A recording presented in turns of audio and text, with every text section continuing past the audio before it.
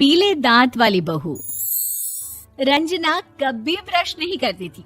उसे कितनी बार उसके माँ बाप ने डांटा, लेकिन उसका कोई असर उस पर होता ही नहीं था, जिस कारण से उसके दांत पीले पीले हो जाते हैं। शादी के बाद अरे बहू, वैसे तो तुझ में कोई कमी नहीं है, पर तेरे दांत इतने पीले कैसे हैं बेटा? कैसे मतलब? कोई सर्जरी थोड़ी ना कराई है। वो तो क्या नाम, मैं ब्रश नहीं करती थी तो पीले हो गए। अब क्या करूं? आप कहें तो लाल करवा लूं या फिर काले? यार ये क्या है, क्यों माँ से लड़ रही हो? लड़ रही हूँ? अरे मैं लड़ रही हूँ या ये बोल रही है कि दांत पीले हैं, पीले। अरे तपस्या थोड़ी ना की है इन्हें पीले करने के लिए। बकायदा ब्रश नहीं किया है 20 साल तक, तब जाकर। छी, कैसी बात कर रही हो? ये उस वक्त तो पीले नहीं थे जब हम लोग तुम्हें देखने आए थे। अरे तब साफ करवा लिया होगा डेंटिस्ट के पास जाकर। अब देखो कैसे पीले पीले लग रहे हैं। रंजना सास की तरफ गुस्से से देखती है। फिर शुरू हो गई पीले पीले पीले। अरे पीले तो तब भी थे जब मेरे हाथ का रसगुल्ला उड़ा उड़ा कर खा रही थी और बोल रही थी, लड़की नहीं गुणों का खजाना दे रहे भाई साहब आप।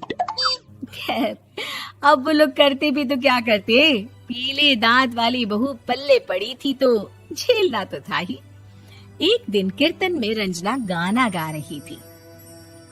अरे कमला बहन, माँ का द्वार है, यहाँ तो सब शुद्ध होकर आते हैं, फिर अपनी बहू को ब्रश भी नहीं करवाती तुम।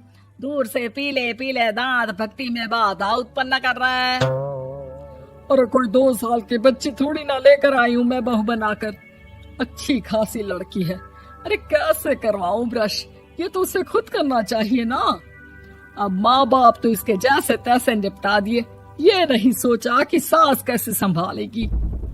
सास बहू को लेकर घर आ जाती है, लेकिन सोच लेती है कि अब इसे लेकर कहीं नहीं जाएगी। अगले रोज बहू कहती है, अरे क्या हो गया, मंदिर नहीं जाना क्या? कीर्तन का वक्त हो रहा है। मेरी मधुर वाणी से कान्हा जी जागते हैं और सोते हैं। आप तो जानती है ना उनकी भक्ति में कितना मन लगता है मेरा। वो क्या है ना, तबीयत ठीक नहीं लग रही है मेरी, आराम करूंगी मैं। तबीयत ठीक नहीं लग रही? अभी तो मिथुन के गाने पर नाच रही थी आप, और अब बोल रही है कि तबीयत ठीक नहीं लग रही। अरे भक्ति में मन लगा लो सासू माँ, ऊपर जाना है, क्या मुंह दिखाओगी आप? हाँ? सास को बहू की बात पर गुस्सा आ जाता है। मैं क्या मुंह दिखाऊंगी, इसकी चिंता तो ना कर, समझी? अपने मुंह की चिंता कर, जो ये पीले पीले दांत लेकर हर जगह पहुंच जाती है। पता है लोग कितना मजाक बनाते हैं। ना जी ना, मैं नहीं जाना कहीं तेरे साथ। तो ये बात है। कोई ना, मत जाओ, मैं अपने कमरे में ही बैठकर भक्ति कर लूंगी। ऊपर वाला दांत थोड़ी ना देखता है, मन देखता है, भावना देखता है। और अरे बस बस, तू सब कुछ दिखा, बस ये सफेद चमकदार दांत ना दिखाना किसी को, है? जा यहाँ से। बहू को सास की बात का कोई फर्क नहीं पड़ता, वो तो जैसी थी वैसी ही रह जाती है। सुबह नहाकर किचन में खाना बनाना, फिर खाना खाना, कीर्तन भजन करना और सो जाना। एक दिन, माँ जी मैं सहेली के घर जा रही हूँ, शाम को लेट आऊंगी। हाँ हाँ तो जाना, मैंने कौन सा तेरी आरती करनी है घर पर बैठकर। रंजना सहेली के घर जाती है, जहाँ वो पार्टी में जाने की तैयारी कर रही होती है।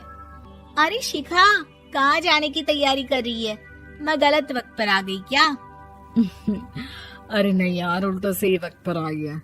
मैंने ये साड़ी और ज्वेलरी निकाली है यार, शाम को इनके ऑफिस की एक पार्टी में जाना है। बताना कैसा लग रहा है ये सब? नहीं यार, इस ड्रेस के साथ तो वो वाली ज्वेलरी अच्छी लगेगी। हाँ हाँ सही बोल रही है, मैंने ध्यान ही नहीं दिया। वैसे तो हमेशा से मस्त फैशन सेंस रखती है। तो बड़ा जाती होगी ना पति के साथ पार्टी में। रंजना कुछ नहीं बोलती, बस सोचती है कि यार काश ये बात सही हो जाती, पर मैं क्यों नहीं जाती पार्टी में? क्या इन लोगों की कोई पार्टी होती नहीं होगी? रंजना घर आती है और रात में पति से सवाल करती है, एक बात बताइए, आप मुझे किसी पार्टी में क्यों नहीं ले जाते? क्या आपकी यहाँ ऑफिस में पार्टी नहीं होती? पति बेचारा क्या कहता कि दांत पीले हैं तुम्हारे इसलिए। अरे कोई पार्टी होती नहीं हम लोगों के ऑफिस में, तो कहाँ से लेकर जाऊं? और मार्केट, मॉल, कहीं वीकेंड घूमना, कहीं तो। अरे यार, सारे हफ्ते में एक छुट्टी मिलती है, तो सोचता हूँ कि आराम ही कर लूं। क्यों? रंजना मन मार के रह जाती है। पहले कभी सास के साथ मंदिर जाया करती थी, लेकिन वो भी सास ने ले जाना बंद कर दिया। घर बैठी बैठी रंजना बोर हो जाती है।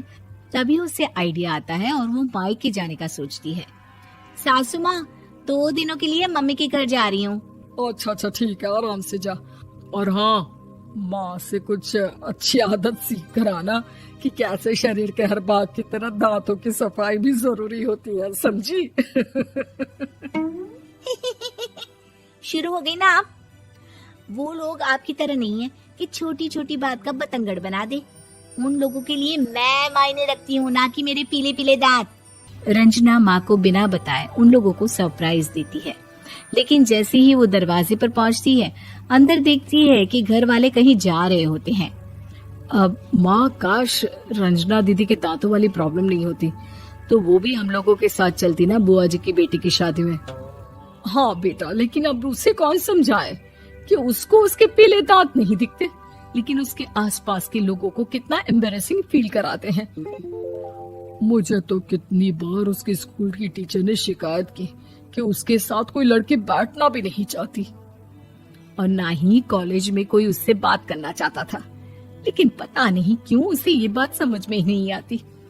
कोई कमी नहीं है उस लड़की में, बस यही कि दांत पीले हैं। वो तो भला हो जीजा जी और उनकी माँ का, जो दीदी को जैसी है वैसे ही रखा हुआ है। रंजना को अपने घर वालों की बात सुनकर बहुत दुख होता है। वो सोचती है कि वो क्या करे, लेकिन फिर वो सीधा डेंटिस्ट के पास जाती है, अपने दांत चमकाती है और कसम खाती है कि वो रोज ब्रश करेगी। अरे क्या हो गया? तुम तो 2 दिनों के लिए गई थी ना, पर कोई ना, अच्छा है, चलो आ गई तो। रंजना सास के सामने आकर खड़ी हो जाती है और पूरी स्माइल करती है, उसके चमकदार दांतों को दिखाती हुई। हैं? चले मंदिर। माँ, मुझे माफ कर दीजिए, मैंने आप लोगों को बहुत एम्बैरेसिंग फील करवाया। मैं आज से रोज ब्रश करूंगी।